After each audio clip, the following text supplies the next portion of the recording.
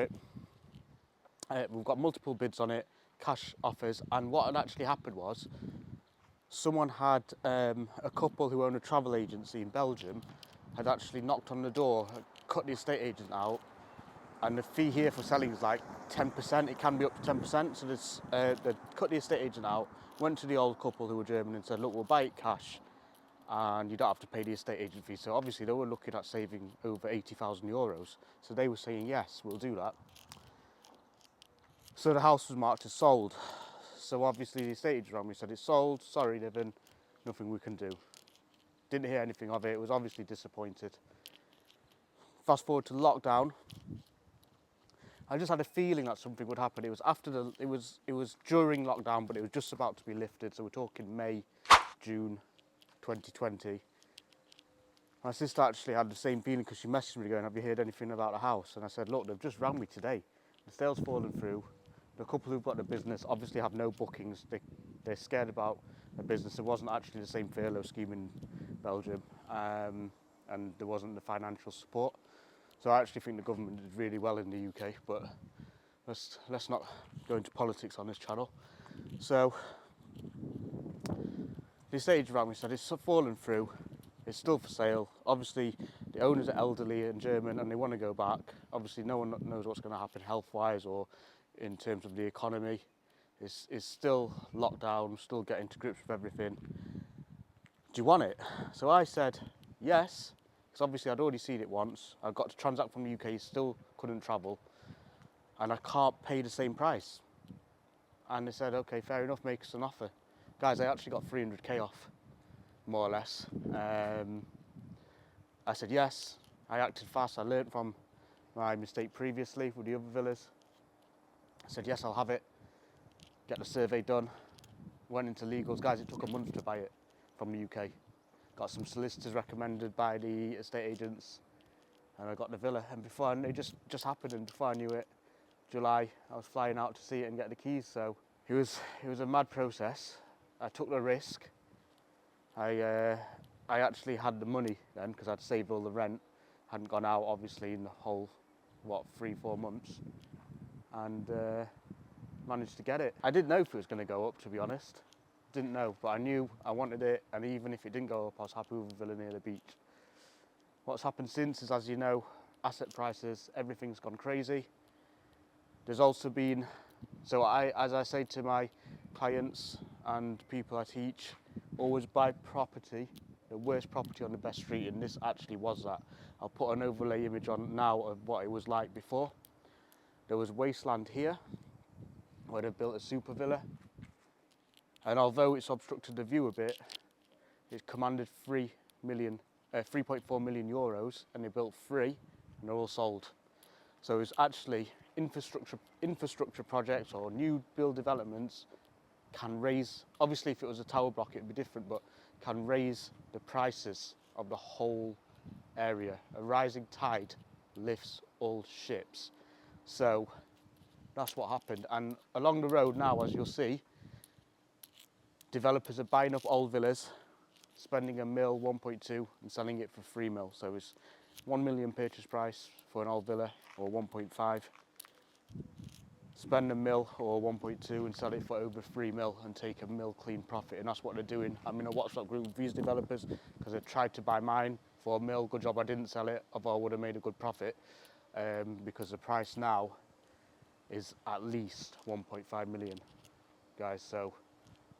And that's as it is, and I'll talk through the refurb and how much I've got to spend to make it over 2 million, and it's not that much in Spain as you think. So I'll show you in, guys, and show you around, but have a look at the construction on the road and just see how it, it literally does raise, a rising tide literally raises all ships, because this area now can command £3 or £4 million villas, everyone's doing it. There's private security now as well, which we pay for, so that just entices people, and it's actually a store of wealth. So my neighbours, I've never even seen them. They just put money there because you get more than in the bank. They get 10,000 euros a week in summer to rent it, but I don't think they even rent it for Airbnb. I don't think they do. It's just a store of wealth, and it's better than the bank. So yeah, guys, come with me. I'll show you quickly inside. I'll show you what I'm going to do with it. and I'll show you behind the scenes of where I'm doing my lessons, my live property lessons next week on the channel straight from Marbella.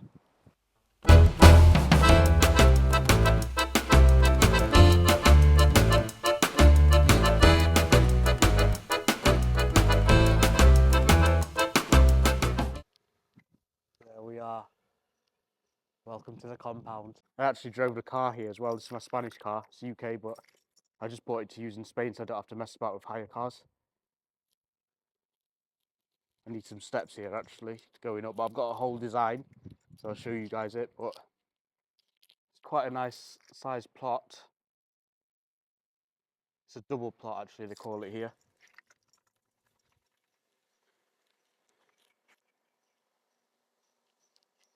My own palm tree. Imagine. Put the keys there. This house came with a gardener, guys. Like, I literally came from nothing and got a house with its own gardener. How crazy is that? And its own pool. When I first saw this complex, I thought it was a communal pool, but it's not. The jets are off at the moment. It's a massive pool as well. You can dive all the way in. The garden's so mature and lovely. So that's a new build. That's sold. That's sold. That's sold over 3 mil. That I'm going to open up, obviously, bifold doors onto the garden. Make all this as well interior so it opens up nicely. You in the UK, you'd probably buy this and you'd knock it down and build 2 semi-detached, but here you get more premium on a super villa, on a massive villa, because there's no ceiling price here, so it's actually a really good area to do flips. So there's no ceiling price. If you spend £1 million, you might get 2 back or 3 back. So, or you put a basement in, you'll always get your money back because it's a super prime area. So that's one of the things you look for when you're doing flips. So if you bought the worst house in the worst street in Manchester, you could only go up to a certain value. You couldn't spend like £500,000, put a swimming pool in the backyard and expect to get £1 million. So just remember, guys, there's always check the ceiling limits. You'll never, and that's where I see people go wrong in property. They will buy something from auction and it'll be run down and they'll say, oh, we can make loads of money here because obviously we can do what we want and add loads of value. But remember, roads have a ceiling price and it's very hard to break that, especially if you're not in a super prime or prime area. This is one of those areas, and as you can tell, there's comparables now of 3.7 million. So obviously that's the level now, and that was like two years ago. That so now we know at least that's the ceiling price. But then again, it still applies here. You couldn't build a villa here and get 10 million. You couldn't. It's just not the right area. There's no private road. There's no golf course, that kind of thing. So you've still got to know your numbers. As with any BRR, although you can't remortgage here, but buy, refurbish and sell, you've got to know your numbers. You've not got to overspend, but you've also got to get the quality right. Because remember, you're selling to people who are paying 3 million. So, not that I'm selling, but the quality can't be cheap either. So you had to buy a lot of houses to get a house like this. So you learn, and it's a step-by-step process.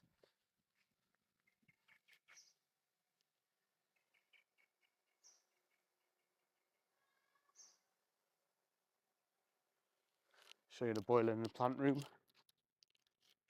This is new as well. So every new house every villa, I've been looking at other villas to get ideas, and every nice villa's got its own plant room. Where the boiler sits, the pool tanks, the gardener's equipment. It's cool. Let's have a little plant room. I was actually thinking of making this a little, extending it out to here and making it an indoor spa, because that's quite popular. But guys, I'll take you inside the garage and I'll show you what sold me this house, because I'm always thinking from that developer's angle from experience. And I'll take you upstairs. Sorry if I sound a bit worse for wear. Went out with Jack Wicks, who does social housing, one of my mates, last night after we had a chat, and I'll put that in this video as well. So we had a chat in the garden, all things property and my journey. So keep watching to the end and you'll see that little outdoor toilet here for the guests. It needs, it's got all the build stuff in it as usual. That was just from the renovation of the wall. I built this as well. Can't stop, won't stop, even in Marbella, I'm at it. I built all this, built all that wall as well. Higher, it was only up to there. So it's really nice now, and the developers next door built obviously put the green plants there, which makes it look a lot nicer. Come in, guys, I'll show you ignore the pool stuff and the washing machine. So this is ripe for the development. So this will be the downstairs of the property. That'll be the front door. I'm toying whether to get a door that slides all the way across so I can get a car in the lounge. Just something I ever wanted to do, have like a little car in the lounge. This will be the downstairs. It's mad, when I bought this, it actually came with a plan of all the plants. You learn so much, like like the levels go up and you learn so much. I didn't even know anything about pool chemicals or anything like that until I got this house. And then my mate just bought a house. I think you've videos on his channel, and he's got a pool, and he was asking me, and I was telling him about all the chemicals that you need and how to balance the pH. It's crazy. So this, guys, is gonna be the downstairs kitchen. They've not developed this out at all, but it's on the plans. So importantly, I don't need planning permission to do this because it was already inscribed on the plans at the Spanish Land Registry. And I knew this before I bought the house, and I actually knew a way to add value to this property. I talked through it with the estate agent. I had to ask my lawyers to check, or obviously verify all the facts that it was inscribed, and it was. And what that means is it's already an existing structure and it's classed as a habitable structure. So anything I do inside is classed as interior design. So, which saves a lot of Spanish tax, saves a lot of bureaucracy, as you can imagine, same in the UK. So instantly, I could have 2 levels and add loads of value and obviously get double the space. It was actually a really clever buy, and that's why developers wanted it. But most developers would actually knock this down, spend 1.2 million and sell it for free. But I just think I want the path of least resistance but the most money, and that would be here to spend 200k on a complete remodel, reform, and then increase the value and then keep it, because I'm not selling it anyway. But even if I was going to sell it, I'd do that, because if you knock this down and you make a mistake, you've got no house left. You've got nothing. You've only got the land, which the land value is probably the same price as I bought the house for anyway.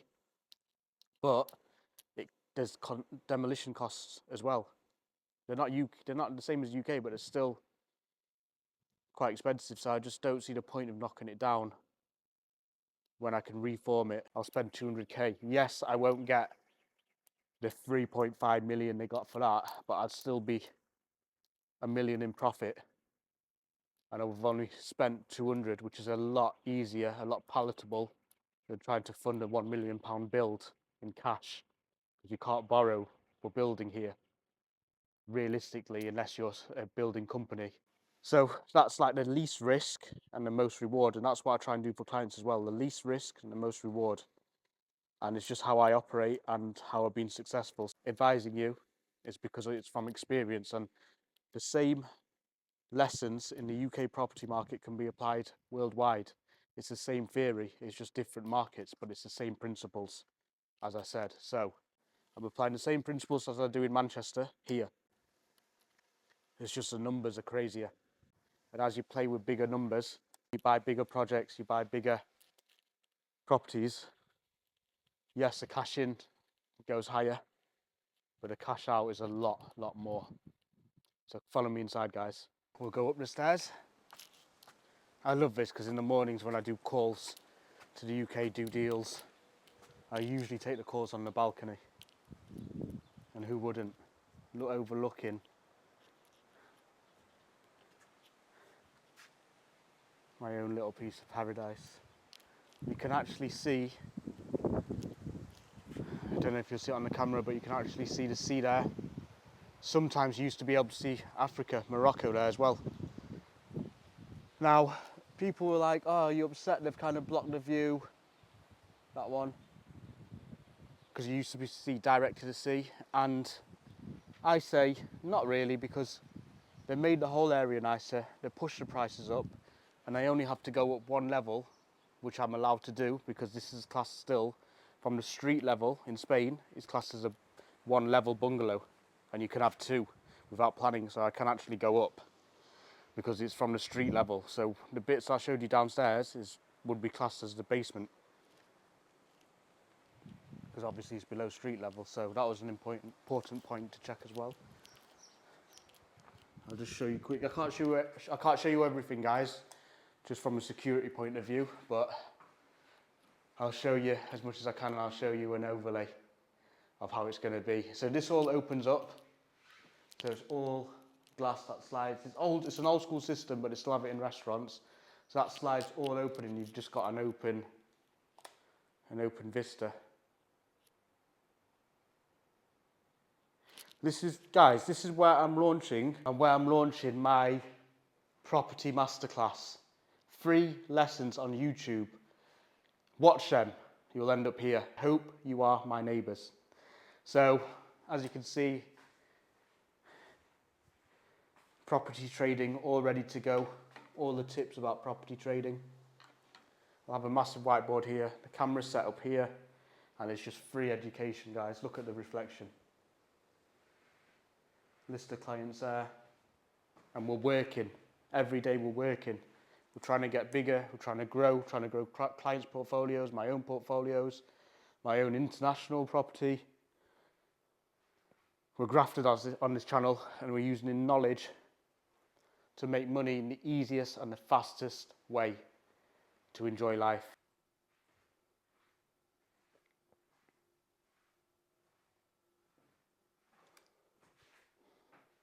So the plan is, guys, to have the stairs here, knock all this out, and have a double height. The views get all the lighting.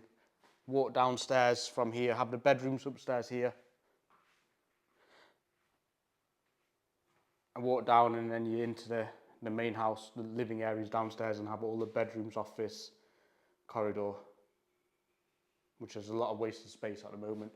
Guys, the people I bought this house with actually built it themselves. They were 90 years old, and they were a really, really nice couple. They were so sad to see it go, and they were happy it was going to someone who wasn't going to knock it down, and I assured them I'd be making the most of it, and I will be.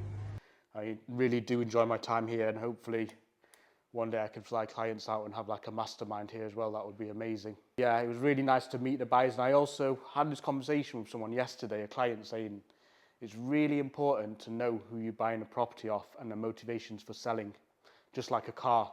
That's one of the main things I look for when I'm reading auction legal packs in the UK property. I'm looking for who's the seller. Is it a trader? Is it someone who sounds like a dodgy landlord? How long have they owned it for? All this you can tell in the legal pack, and then I can make an assessment of whether it's a good, especially when you can't see inside. A lot of the properties that we buy from auction or tenants' properties, I can make an assessment of a critical judgment and an informed judgment just by reading all the data, searching the company who owns it or the person, as to what the house is likely to be like, and 99% of the time it's right. So it's always important to know who you're buying off, and that applies here, and that applies in the UK and anywhere else you buy property. Guys, I didn't furnish this house, by the way. When you buy property in Spain, it comes with furniture. That's just how they do it. And I think super prime in the UK as well, there's options for furniture, because people buying that level don't want to furnish. And especially here, because obviously you're probably from abroad. So even down to the cutlery. I'll show you. Quite a nice front door actually, given that it was built in 1987.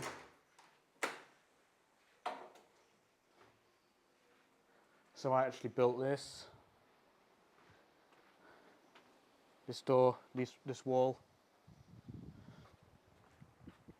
What I like about this property is it's got a nice frontage. It's nice and wide, right proportions, nice entrance, and it's got so much potential, so much potential. And it extends all the way around here.